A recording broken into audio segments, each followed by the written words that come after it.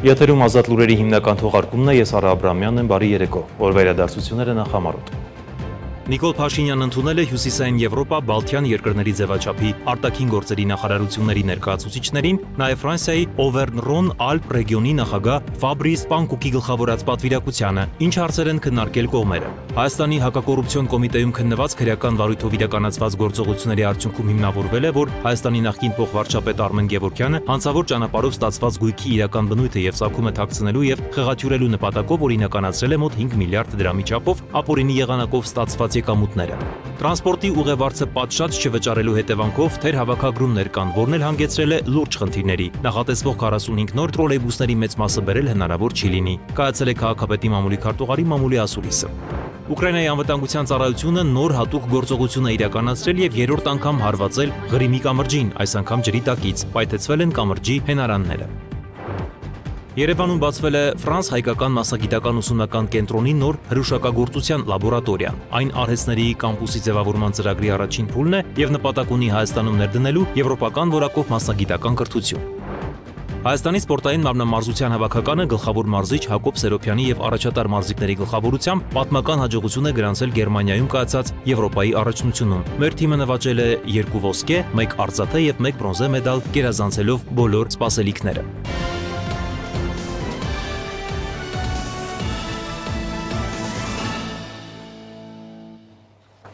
Նիկոլ Փաշինյանն ընդունել է Հյուսիսային Եվրոպա, Բալթյան երկրների ձևաչափի արտաքին գործերի նախարարությունների ներկայացուցիչներին։ Վարչապետը ողջունել է այցը եւ նշել, որ վերջին տարիներին Հայաստանը ակտիվ քաղաքական երկխոսություն ունի Հյուսիսային Եվրոպայի եւ Բալթյան երկրների հետ, տեղի են ունենում բարձրաստիճան փոխայցելություններ։ Փաշինյանի խոսքով զարգանում է գործակցությունը նաև մեր երկրում իրականացվող ժողովրդավարական բարեփոխումների շրջանակում, մասնավորապես փորձի փոխանակման, ինստիտուցիոնալ կարողությունների ամրապնդման ուղղությամբ։ Վարչապետն անդրադառնալով Հայաստան-ԵՄ հարաբերություններին նշել է, որ կողմերը այժմ գործակցության օրակարգի մշակման ուղղությամբ են աշխատում, ակնկալվում է, որ այն նոր ազդակ կհաղորդի կազմավորորդ կապերի հետագա ընդլայնմանը։ Հաջորդի վարչապետը պատասխանել է հանդիպման մասնակիցների հարցերին։ Փաշինյանն ընդունել է նաև Ֆրանսիայի Օվերն-Ռոն-Ալպ ռեգիոնի նախագահ Ֆաբրիս Պանկուկի գլխավորած պատվիրակությանը, որի կազմում էին նաև Ֆրանսիայի Սենատի Ֆրանսիա-Հայաստան բարեկամական խմբի նախագահ Ժիլբերտ Լյուկ Դվինազը, նաև Ֆրանսիայի տարածաշրջանի եւ տեղական ինքնակառավարման մի ներկայացուցիչ։ Հանդիպան ընթացքում քննարկվել են Հայաստան-Ֆրանսիա բազմավորորդ գործակցության օրակարգային հարցեր։ Վարչապետը կարևորել է այս օրերին անցկացվող Հայաստան-Ֆրանսիա ապակենտրոնացված գործակցության 5-րդ երկօրյա համաժողովի դերն ու նշանակությունը, այն որակելով որպես կենսունակ հարթակ Համայնքը մակարդակում փորձի փոխանակման եւ համատեղ ծրագրերի իրագործման համար։ Կողմերը անդրադարձել են նաև կրթության, մշակույթի, շրջակա միջավայրի, տեղական ինքնակառավարման եւ տնտեսական զարգացման ոլորտներում գործակցությունը խորացնելու հնարավորություններին։ Վրաստանի խորհրդանի նախագահի հրավերով էլ աշխատանքային այցով Վրաստանում գտնվող Ալեն Սիմոնյանը հանդիպում է ունեցել երկրի խորհրդանի նախագահ Շալվա Պապուաշվիլիի հետ։ Քննարկվել է միջխորհրդանական գործակցությանը վերաբերող հարցերի լայն շրջանակ, անդրադարձ է կատարվել տարածաշրջանային զարգացումներին վերաբերող հարցերի, նաև երկկողմ հետաքրքրության այլ թեմաների։ Շարունակում ենք թողարկումը Հայաստանի Հանրապետության հակակոռուպցիոն կոմիտեում քննված քրեական վարույթով իրականացված գործողությունների արդյունքում հիմնավորվել է, որ Հայաստանի նախկին փոխվարչապետ Արմեն Գևորգյանը հանցավոր ճանապարհով ստացված գույքերի իրական բնույթը եւ ծագումը թաքցնելու եւ խեղաթյուրելու նպատակով օրինականացրել է մոտ 5 միլիարդ դրամի չափով ապօրինի եղանակով ստացված եկամուտները։ Նախաքննությամբ պարզվել է, որ վերենշված բարձրաստիճան պաշտոնատար անձի եւ վերջինիս մերձավոր ազգականների անվամբ 2004-18 թվականների ընթացքում գրանցվել է Երևան քաղաքում եւ Հայաստանի մարզերում գտնվող հիշյալ պաշտոնյային փաստացի պատկանող ընդհանուր 39 անշարժ գույքերի նկատմամբ սեփականության իրավունք։ Քրեական վարույթով նախաքննությունը ավարտվել է, վարույթի նյութերը մեղադրական եզրակացությամբ հանձնվել են հսկող դատախազին դատարան ուղարկելու միջնորդությամբ։ Տրանսպորտի ուղևարձը պատշաճ չվճարելու հետևանքով թերհավաքագրումներ կան, որն էլ հանգեցրել է լուրջ խնդիրների։ Օրինակ, նախատեսվող 45 նոր տրոլեյբուսների մեծ մասը Երևանի քաղաքապետարանը ձեռք բերել չի կարողանա։ Այս մասին ասուլիսի ժամանակ հայտարարել է քաղաքապետի մամուլի քարտուղար Հայկ Կոստանյանը։ Նա նաև հայտնել է, որ քաղաքապետարանը կբողոքարկի կարմիր գծերի սակագնի բարձրացման մասով դատարանի երկրորդ որոշումը, քանի որ կարմիր գծերի սակագնի բարձրացումը միտված է կենտրոնի բեռնաթափմանը, հասարակական տրանսպորտի ոլորտում փոփոխությունների իրականացմանը։ Քաղաքապետի խոսնակը անդրադարձել է նաև մայրաքաղաքի այլ խնդիրներին։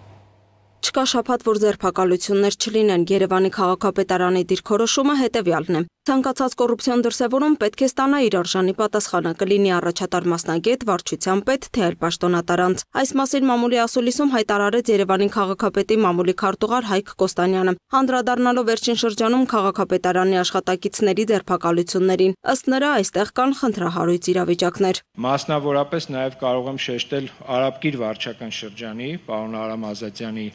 կալանավորման փաստը։ Մարդը փաստացի 1 տարի շարունակ գտնում է կալանքի կալանավորված է եւ եթե չեմ սխալվում նաեւ իր փաստաբանները այդ մասով տվյալ գործը ուղարկել են եվրոպական դատարան, այսինքն Երևանի քաղաքապետարանը իր բոլոր, այսպես ասած, աշխատակիցների ենթադրյալ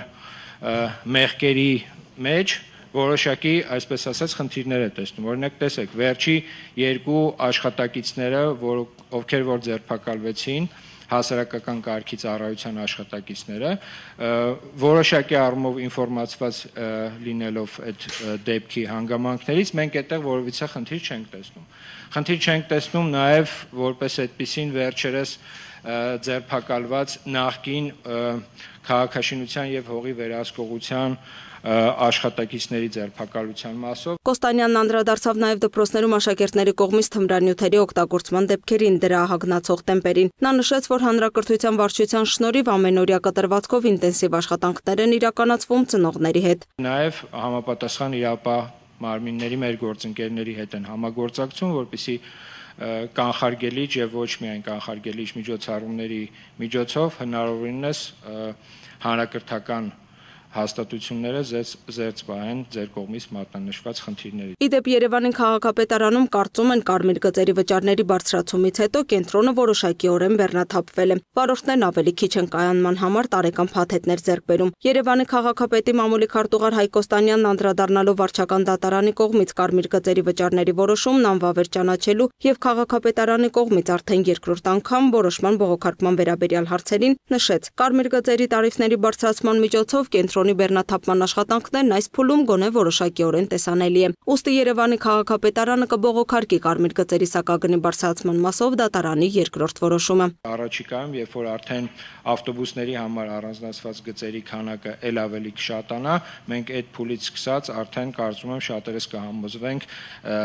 թե ինչի համար էր դա արված եւ առաջիկայում արդեն հունիս ամսվա ընթացքում մի շարք փոփոխություններ ենք արդեն ունենալու եւ կարծում եմ այդ մասով մենք նոր դրական փոփոխություններ կտեսնենք քաղաքում։ Ինչ վերաբերում է Երևանում տրանսպորտի ուղևարցի բարձրացման դեմ ակցիաներին, ապա ըստ Կոստանյանի շատերի կողմից ուղևարցը չվճարելու հետևանքով թերհավաքագրումներ կան։ Ուստի նախատեսվող 45 նոր տրոլեյբուսների մեծ մասը քաղաքապետարանը չի կարողանա ձեռք բերել։ Ակցիաների արդյունքում մարդկանց ամեն կերպ փորձելու, որպեսզի իրենք չվճարեն, ասելով, որ գինը անիմաստ է բարձրացել, 100 դրամ պետք է մնար, 100 դրամով կարելի է նման տրանսպորտային համակարգը պատշաճ ձևով սպասարկել։ Մենք հիմա ունենք մի իրավիճակ, երբ որ այս տարի Երևանի քաղաքապետարանը նախատեսել էր եւ հայտարարել էր, որ ձեռք է բերելու շուրջ 45 տրոլեյբուս, նախորդ տարի 15-ն էինք ձեռք բերել, բանից պարզվում է, որ արդեն այդ 45-ից 30-ը առնվազն հնարավորություն չի լինելու առնել, որտեղ թերհավաքագրումները բերել է նրան, որ այդ գումարը որպես այդպեսին չկա եւ հետեւապես այդ 30 նոր տրոլեյբուսները, որը որ պետքա լիներ 45-ի մեջ, արդեն 30-ը դուրս է եկել ցանկից։ Նման տեմպերով եթե շարունակվի հավաքագրումները, չի բացառվում, որ այդ 15 տրոլեյբուսն է Երևանի քաղաքապետարանը չկարողանա ձեռք բերի։ Չվճարողների համար տուգանք սահմանելու հարցը շարունակում է մնալ քաղաքապետարանի օրակարգում։ Որոշումը պետք է կայացնի ազգային ժողովը։ Կոստանյանը նաև ներկայացրեց առաջիկա անելիքները։ Երևանի քաղաքապետարանը 2025 թվականի ընթացքում էներգոարդյունավետության ծրագրով իրականացնելու է 36 մանկապարտեզի վերազինման աշխատանքներ։ 7 մանկապարտեզ վերակառուցվելու է։ Արդյունքում հավելյալ խմբեր են ավելանալու այդ մանկապարտեզներում։ Ներկայում արդեն 7 մանկապարտեզներ շինարարության փուլում են, եւս 3 նոր մանկապարտեզներ են կառուցելու Նոր Խարպերթում, Կորեայի ձորում, Ծարավ-Աղբյուրի փողոցում։ Արաբկիրում մեկ մանկապարտեզ անմխիթար վիճակում է, այն ամբողջությամբ քանդվելու եւ վերակառուցվելու է։ թվով 15-ում ամբողջապես բակերի բարեկարգման աշխատանքներ ենք իրականացրել, դրանք կարելի ասել մեծամասամբ արդեն ավարտական փուլում են, մյուս կողմից նաև իրականացնելու ենք մանկապարտեզների մասով երևի թե արդեն տեղյակ եք, որ այն վերակառուցվող մանկապարտեզները, որոնք արդեն շահագործման մեջ են գտնվում, նաև տեսահասողական սարքերով ենք հագեցնելու, որպեսզի այն խնդիրները, որ պարբերաբար մեծ աղմուկ են, այսպես ասած, բարձրաձայնում, ոչ միայն այդ հարցերը ավելի հստակ մարդկանց ներկայացնելու համար, այլ նաև ամբողջապես վերահսկելի դարձնելու մեր մանկապարտեզները, որպեսզի երեխա, դաստիարակ, ծնող այս հակամարտությունը, որ պարբերաբար տեղի է ունենում մեր մանկապարտեզներում, ոչ միայն ամենօրյա աշխատանքի ընթացքում մեղմվի, այլ հետագայում որևիցե կողմը հանիրավի չմեղադրվի։ Կոստանյանը հույս ունի, որ ի վերջո կհասնեն մի փուլի, որ մանկապարտեզներում հերթերը կպակասեն։ Լուսինե Գրիգորյան, Free News, Ազատ լուրեր։ Թբիլիսիում բացվել է 4 նավահանգիստ, որը նաև կդառնա կոնտեյներային հանգույց Հայաստանի, Թուրքիայի, Ադրբեջանի եւ Ղազախստանի համար, այն կլինի Միջին Միչանսկի, Արևմտյան Ասիայի եւ Արևելյան Եվրոպայի միջև երթուղու մաս։ Այսօր նավահանգիստը արդեն ընդունել է 30 կոնտեյներով առաջին գնացքը Բաթումից։ Հիմա տերմինալը կարող է տարեկան մշակել մինչև 100,000 կոնտեյներ, իսկ շինարարության բոլոր 3 փուլերի ավարտից հետո դրա տարողանակությունը կաճի մինչև 200,000-ի։ Ադրբեջանի նախագահ Ալիևի օգնական Հիկմետ Հաջիևը խոստովանել է, որ 44-օրյա պատերազմի ժամանակ Ադրբեջանը զենք է գնել Իսրայելից։ Նա մասնավորապես նշել է, որ երբ Եվրոպայի եւ Միացյալ Նահանգների զենքի շուկան փակ էր Ադրբեջանի համար, Իսրայելն էր վաճառում։ Ադրբեջանը այդ քայլը որակում է դիվանագիտական աջակցություն։ Օրինակ ԱՄՆ-ում հրեական լոբին մեզ աջակցեց հայկական լոբիի դեմ, ասել է Հաջիևը։ Ադրբեջանը օգտագործում է Իսրայելի եւ Թուրքիայի հետ իր սերտ կապերը Սիրիայում ներքին լարվածությունը մեղմելու համար, գրում է France Press գործակալությունը։ Հաջիևը հաստատել է Բաքվում առնվազն 3 փուլով բանակցություններ են անցկացվել Թուրքիայի եւ Իսրայելի միջև Սիրիայում անվտանգության սպառնալիքները նվազեցնելու հարցով։ Ադրբեջանը դիվանագիտական ջանքեր է գործադրում համաձայնության հասնելու համար, եւ Թուրքիան եւ Իսրայելը վստահում են մեզ, թուրք լրագրողների հետ զրույցում ասել է Հաջիևը։ Ուկրաինայի անվտանգության ծառայությունը նոր հատուկ գործողություն է իրականացրել եւ երրորդ անգամ հարվածել Ղրիմի կամրջին, այս անգամ ջրի տակից։ Ծառայությունը պնդում է, որ պայթեցրել է Ղրիմի կամրջի հենարանները։ Ուկրաինայի պետական անվտանգության գործակալները ականապատել են այդ անօրինական կառույցի հենարանները եւ այսօր առանց քաղաքացիական զոհերի առաջին պայթուցիկ սարքն է գործարկվել ժամը 4:44-ին հայտարարել է գերատեսչությունը, նշելով, որ գործողությունը տևել է մի քանի ամիս, օգտագործվել է 1100 կիլոգրամանոց պայթուցիկ։ Ռուսական կողմը դեռևս չի մեկնաբանել Կիևի հայտարարությունը։ Ղրիմի կամրջի տելեգրամյան պաշտոնական ալիքն այսօր ավելի վաղ տեղեկացրել էր երթևեկության ժամանակավոր դադարեցման մասին, որն ըստ աղբյուրի իբրև վերականգնվել է։ Միջազգային նորությունները դիտեք տեսաշարով։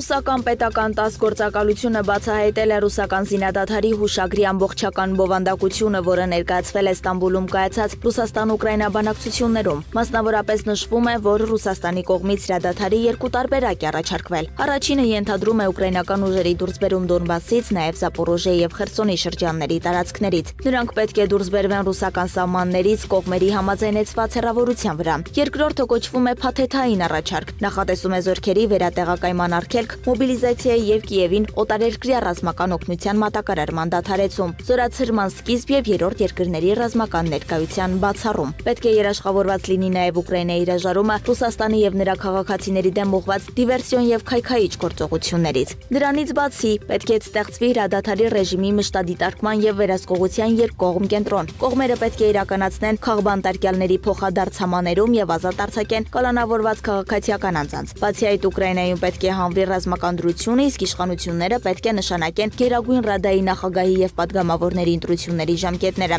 Դրանք պետք է անցկացվեն ռազմական դրությունը վերացնելուց ոչ ուշ, քան 100 օր հետո։ Հուշագրի մյուս դրույթները սահմանում են Ուկրաինայի չեզոքությունը եւ ռազմական դաշինքներին միանալու նրա հրաժարումը, այլ պետությունների կողմից Ուկրաինայի տարածքում ռազմական գործունեության արգելք, երկրի ոչ միջուկային կարգավիճակի եւ Ուկրաինայի զինված ուժերում առավելագույն թվով զորքերի ամրագրում, Ռուսաստանի դեմ պատժամիջոցների վերացում եւ մի շարք այլ կետեր։ Ռուսաստանի Դաշնության կողմից առաջարկվող հուշագիրը թույլ կտա հասնել երկարաժամկետ խաղաղության կամ առնվազն դադարեցնել կրակը եւ հսկայական քայլ կատարել դեպի խաղաղություն, հայտարարել է Ստամբուլում կայացած բանակցություններում ռուսական պատվիրակության ղեկավար Վլադիմիր Մեդինսկին։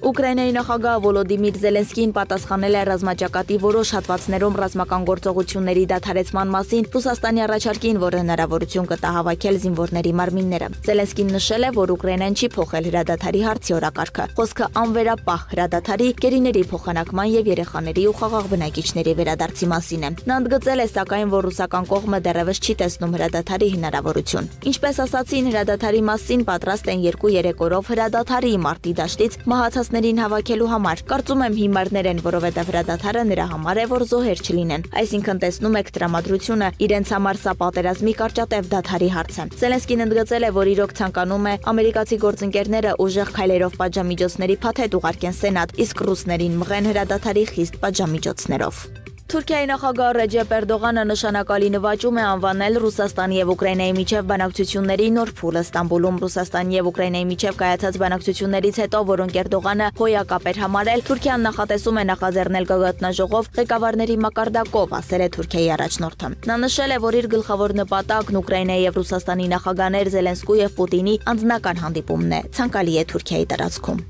Գերմանիայի նախկին արտգործնախարար Աննալենա Բերբոքը ընտրվել է ՄԱԿ-ի գլխավոր անսամբլեայի նոր նախագահ։ Որպես գլխավոր անսամբլեայի նախագահ ես կմասնակցեմ բոլոր անդամպետությունների հետ վստահության վրա հիմնված երկխոսությանը։ Իմ դուռը միշտ բաց կլինի բոլորի համար, ասել է Բերբոքը քվեարկությունից հետո։ Գերմանիայի արտաքին գործերի նախարարության նախկին ղեկավարը ստացել է 167 ձայն, ինչը բավարար էր հաղթանակի համար։ Բերբոքը շնորհակալություն է հայտնել ընտրողներին իրենց աջակցության եւ վստահության համար։ Իրանի արտաքին գործերի նախարարության խոսնակ Էսմայիլ Բաղային հայտարարել է, որ ցանկացած տեքստ, որը պարունակում է արմատական եւ առավելապաշտական պահանջներ եւ անտեսում է Իրանի ժողովրդի օրինական իրավունքներն ու շահերը, միանշանակ չի արժանանալու Թեհրանի դրական արձագանքին։ Իրանի համար կարևորը ամերիկացի քաղաքական գործիչների վարքագիծն ու գործելավոճն է եւ ոչ միայն հայտարարությունները կամ պնդումները, հայտարարել է նա։ Հղումանելով Իրանի դեմ նոր պատժամիջոցները վերացնելու որոշման վերաբերյալ որոշ լրատվամիջոցների հաղորդագրություններին Իրանի արտաքին գործերի նախարարության խոսնակը նշել է. Իրանը նման հաղորդագրությունները հուսալի չի համարում։ Էսմայիլ Բաղային հավելել է, մինչ օրս Իրանի Իսլամական Հանրապետությունը ամերիկյան կողմից ոչինչ չի տեսել, վստահելու համար պատժամիջոցների իրական վերացման մասին եւ լրատվամիջոցների հաղորդագրություններն առանց գործնական եւ պաշտոնական երաշխիքի հիմք չեն հանդիսանա Իրանի որոշումների համար։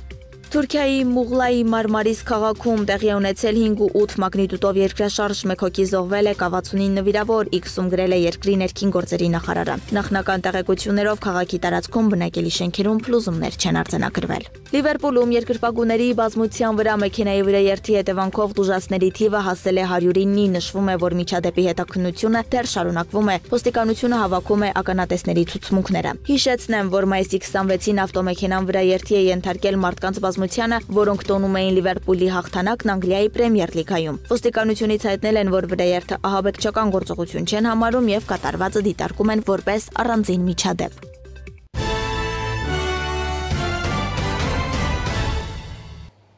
Շարունակում ենք թողարկումը Երևանում բացվել է ֆրանս-հայկական մասնագիտական ուսումնական կենտրոնի նոր հրուշակագործության լաբորատորիան։ Այն արհեստների կամպուսի ձևավորման ծրագրի առաջին փուլն է եւ նպատակ ունի Հայաստանում ներդնելու եվրոպական որակով մասնագիտական կրթություն։ Նախագծի արժեքը 700,000 եվրո է, սարքավորումները ամբողջությամբ ներմուծվել են Ֆրանսիայից։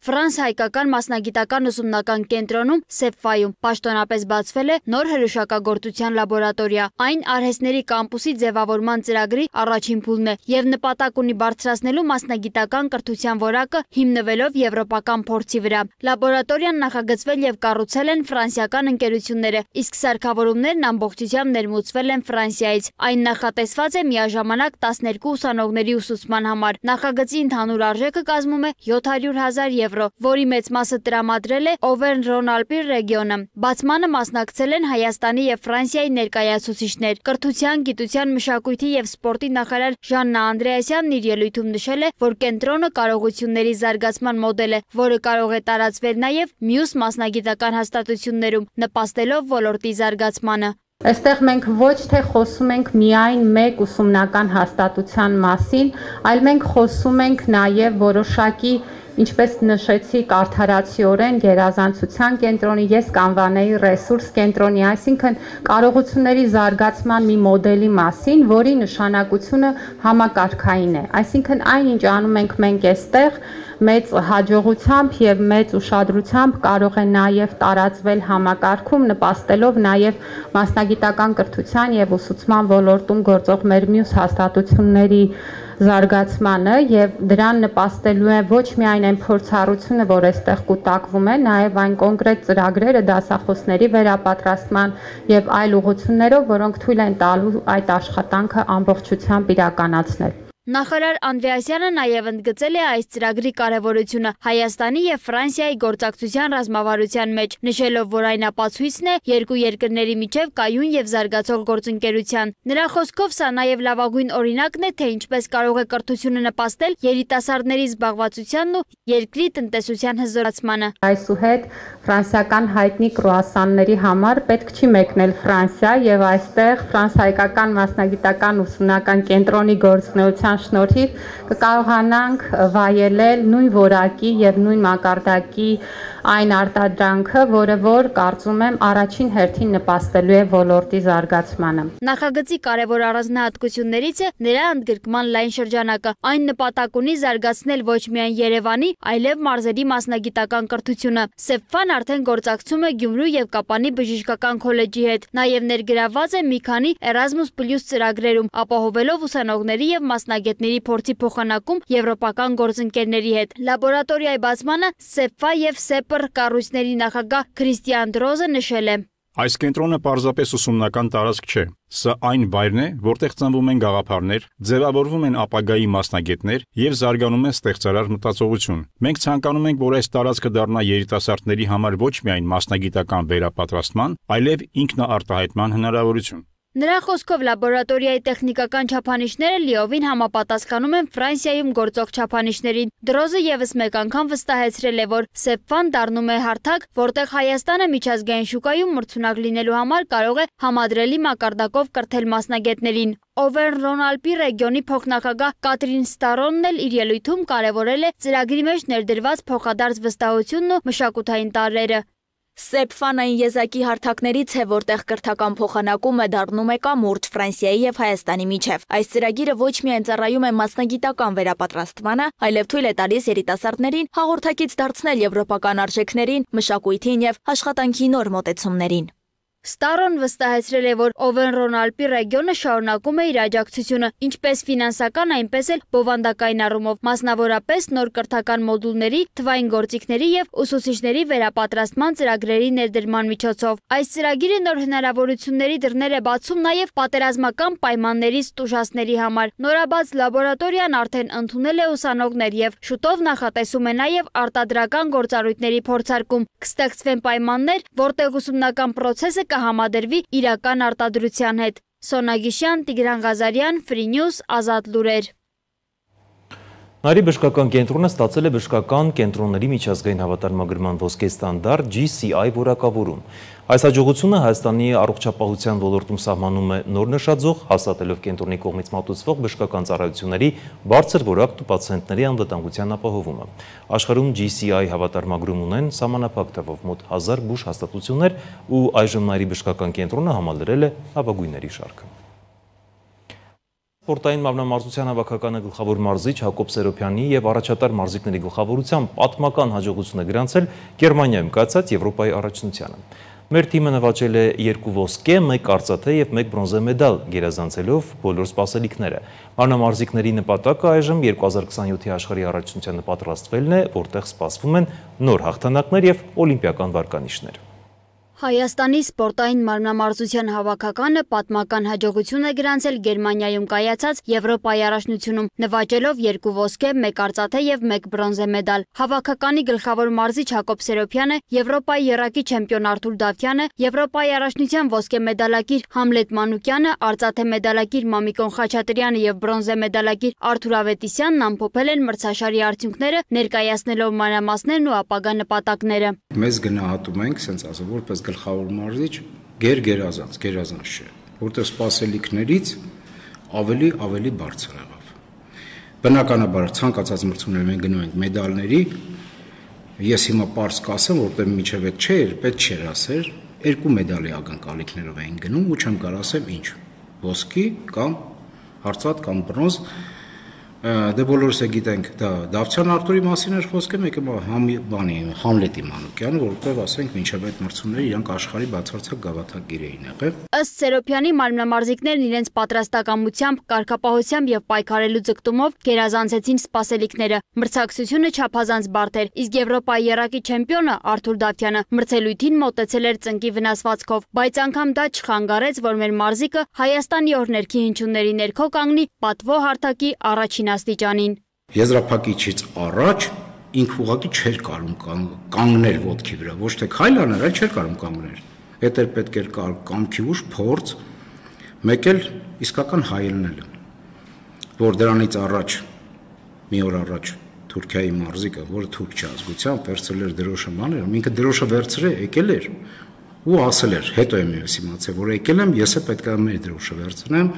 ու Իրանից լավ ցույց տամ ու արեց։ Եվրոպայի եռակի չեմպիոն Արթուր Դավթյանը կիսվելով իր տպավորություններով նշել է, որ տեսնելով իրենցից առաջ հանդես եկած ուկրաինացի եւ անգլիացի մարզիկների ելույթները հասկացել է, որ կհաղթի միայն այն ժամանակ, երբ երկու ցածկն էլ կատարի առանց սխալի ու քայլ անելու։ Փառքը ստացվավ մոտս ու կատարեցի ամեն մաքսիմում ձևով, ճիշտ է,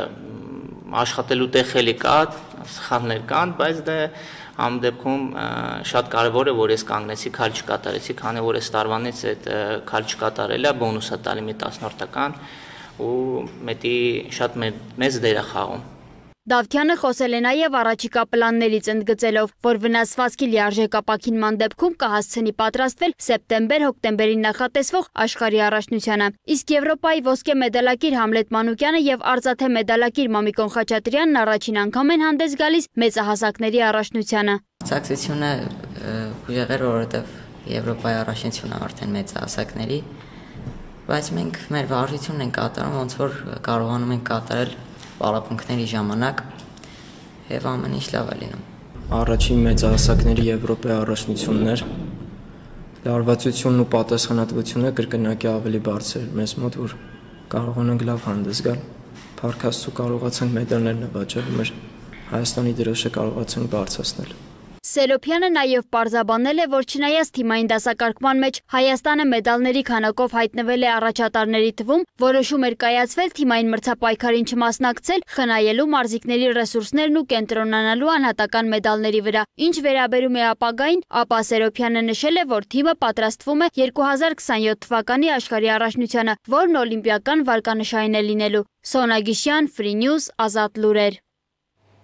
Veolia ջուր ընկերությունը պարտադիր կապիտալ աշխատանքների ծրագրով ներդնելով 195 միլիոն դրամ Սասունիքի 490 բաժանորդի համար վերակառուցում է 12 կիլոմետր ջրագիծ։ Արագածոտնի մարզում ջրամատակարարման այս ցանցի վերակառուցումով ընկերությունը պայքարում է տեխնիկական եւ կոմերցիոն ջրակորստի դեմ։ Տարվող աշխատանքների շնորհիվ էլ ընկերությունը նախատեսում է Սասունիքում տնտեսել վայրկյանում 15 լիտր ջուր։ Գիտեք այս մասին պատմող տեսանյութը, իսկ ես հրաժեշտ եմ տալիս տեսություն։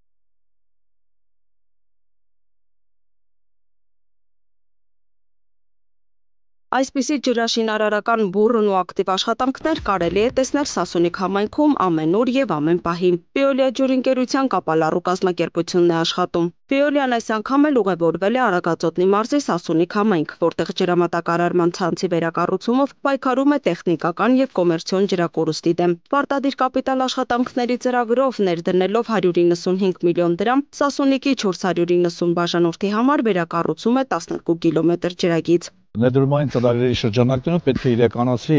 25-ից մինչև 160 մմ տրամագծի խողովակներով նոր համակարգի վերակառուցման աշխատանքներ, փողոցային գծերի 12 կիլոմետր երկարությամբ ջրագծերի փոխարինում, 490 բնակիչ բաժանորդների ջրաչափական հանգույցների տեղափոխում սահմանազատման կետեր։ Պարտադիր կապիտալ աշխատանքների ծրագրով Veolia թիմը համայնքում փողոցների հին ու քայքայված շահագործման համար ոչ պիտանի, թուջե եւ պողպատե խողովակաշարերը փոխարինում է նոր պոլիէթիլենե ջրագծերով, իսկ նման ցանց սպասարկելը բավական բարդ էր։ Գյուղում ջրակորուստը կազմում էր 80%։ Հին ջրագծերը շատ վատ վիճակում էին գտնվում, ֆիզիկապես մաշված, բավականին շատ վթարներ կային, թե բաց, թե թաքնված վթարներ եւ ամենավտանգավորը նա էր, որ դրանք անցնում էին սեփականատիրական տարածքներով, որտեղ շահագործման առումով պահ էր գալի, որ անհնար էր մտնել այդտեղ աշխատանքներ կատարել։ Շահագործման տեսանկյունից շատ բարդ էր։ Սասունի գյուղի ցանցը կառուցվել է 60-70-ական թվականներին Թուջե եւ Պողպատե խողովակներից։ 2012-13 թվականին համաշխարհային բանկի միջոցներով փոխարինվել է գյուղի ցանցի մոտ 20-25%-ը, մնացած հատվածը մնացել է հինը։ Կորուստը կազմում է մոտ 85-ից 90%, կարելի ասել, գտնվում է բավականին քայքայված վիճակում։ Նաև առկա է մեծ քանակի ջրագողություններ, քանի որ այս պահին որ կանգնած ենք, այս պատերի հետևով է գնում մեր մագիստրալը, լրիվ սեփական տարածքներով անցնում բնակիչների վերահսկելի չի։ Հիմա բնականաբար տեղափոխվում է արդեն համայնքային տարածքով, ճանապարհով է տարվում նոր խողովակաշարերը։ Այս ամենին զուգահեռ ջրամատակարարման խնդիրներն էապես սրվում են ամռան ամիսներին, երբ մեծանում է ջրասպառումը, իսկ պատճառները մի քանիսն են։ Վթարների մեծ մասը անտեսանելի են, գաղտնի վթարներ են, որոնք ներծծվում է գրունտի մեջ, դուրս չի տալիս, որոնց հայտնաբերումը բավականին երկար ժամանակ է տևում, բնականաբար կլինի, որ չենք էլ հայտնաբերում։ Ամառվա ամիսներին կոնկրետ այս փողոցի վերջի հատվածները լինում է, որ կես ժամ, մի ժամ ջուր է հասնում, մարդկանց օրերը լինում անգամ չի հասնում շատ տաપ եղանակին, սպառման ավելացման հետ կապված։ Սակայն գյուղին մենք մատակարարում ենք մոտ 60-ից 65 լիտր վարկյան ջուր, որը ահռելի քանակություն է, պետք է որ մոտավորապես 10-ից 15 լիտրը բավարար է գյուղին։ Ակնկալում ենք կորուստի նվազում աշխատանքներից հետո, ջրամատակարարման բարելավում, ճնշման ավելացում, որակի բարելավում։ Այս աշխատանքների շնորհիվ ընկերությունը նախատեսում է Սասունիկում տնտեսել վարկյանում 15 լիտր ջուր։ Բնակիչներն ընդհանուր առմամբ գոհ են Veolia ջուրընկերության աշխատանքներից, չէ որ իրենց համայնքում այսպիսի մեծածավալ ջրաշինարարական աշխատանքներ երբևէ չեն կատարվել։ Մեր այս ծրագրի մասշտաբները, ծավալները, այս մեծ քանակի աշխատանքները, որ 80%, 80-ից 90%-անոց ամբողջ համակարգի փոխարինում, նոր համակարգի ստեղծում, բնականաբար բնակիչները բոլորը միաձայն մեզ միանում են եւ շատ շնորհակալ են։ Եվ այսպես Veolia-ն հերթական անգամ լծվել է ոչ թե միայն իր սպասարկման տարածքում վթարների վերացման աշխատանքներ իրականացնելուն, այլև ֆինանսական մեծ ներդրումներ կատարելով համակարգի խնդիրներին արմատական լուծում է տալիս։ Իսկ այս անդադար աշխատանքների նպատակն է Հայաստանում ջրակորուստի նվազեցումն ու տնտեսված ջրաքանակը բնակիչներին ուղղելը, որի արդյունքում կավելանա ջրամատակարարման տևողությունը։ Թե պարտադիր կապիտալ աշխատանքների ծրագրով, թե սեփական ուժերով իրականացվող աշխատանքների նպատակն է ունենալ կառավարելի ցանց, բացառել ապօրինությունները, կանխել ջրակորուստը եւ որ ամենակարևորն է, կառավարել բաժանորդների կողմից ջրի սպառումը։ Լուսինե Գրիգորյան, Տիգրան Ղազարյան, Free News, Ազատ լուրեր։